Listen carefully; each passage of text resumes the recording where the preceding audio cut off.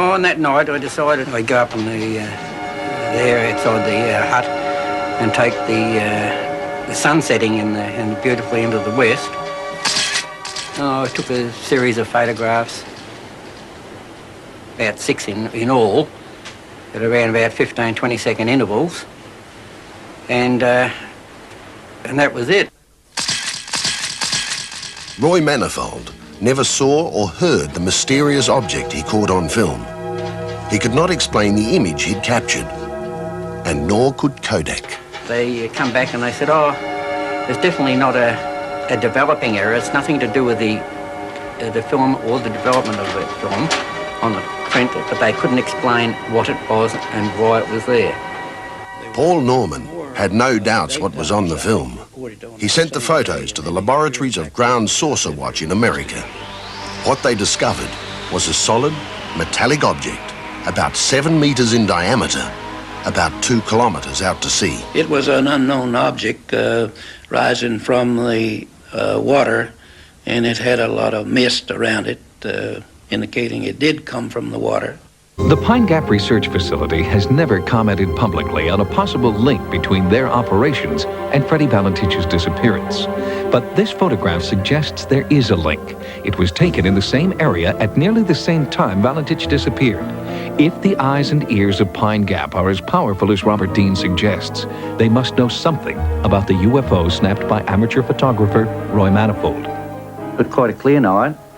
It was cool. We had the fire going in the front room, and everything just seemed normal that night. And I'd taken the photographs, and I'd taken the 6 consecutive ones. And I'd walked inside, and I'd just come inside. Oh, I've only been there about maybe 5 minutes, and I heard an aeroplane pass overhead. The airplane was Freddie's Cessna, just moments before Valentich's fateful UFO encounter. And later, when Roy had his film developed, along with the beautiful sunset, there was this important clue to Freddie's mysterious disappearance.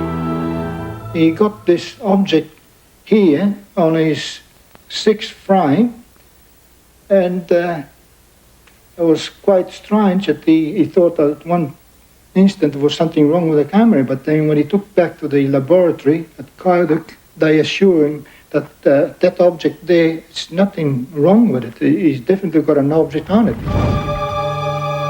Computer analysis and enhancement of the UFO in Manifold's photograph reveals that the object was a solid, metallic, reflective sphere, approximately 70 feet in diameter. The fact that this picture was taken just minutes before Manifold heard Valentich's airplane suggests this may be the craft Freddie saw moments before he vanished without a trace.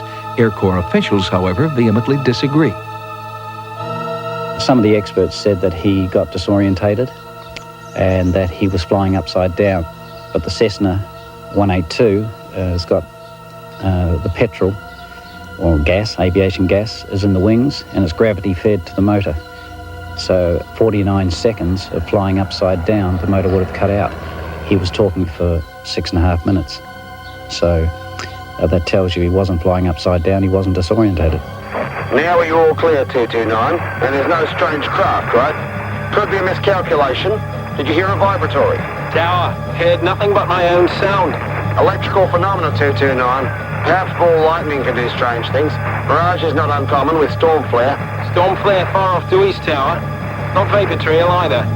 Holy, here he comes from the southwest. All shiny and metallic. My God, she comes to me! Knowing Frederick, he wouldn't deviate rules and regulation. I'm quite certain that he would not go on that radio and inquire about to the air traffic controller what he's got around him, unless it was something really worthwhile to ask, because to him it wasn't a conventional aircraft, therefore something else, and could have been extraterrestrial. But the time will tell. For 17 years, a family has searched for answers, and now they hope that Pine Gap will share its information concerning Freddie, the UFO in this photograph, and one of the most puzzling encounters in UFO history.